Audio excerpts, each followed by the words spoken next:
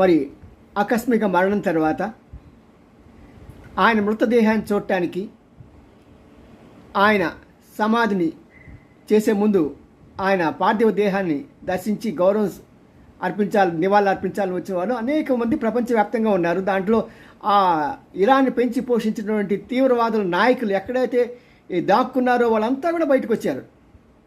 ఆ సమయంలో Iran supreme commander ఆయతుల్లా ఖైమోని ఈ హిజ్బుల్లా నాయకుడైన హానీని పిలిపించుకొని కౌగిలించుకొని ముద్దు పెట్టుకొని తనకు 3 వరాలు కావాలని అడిగాడు.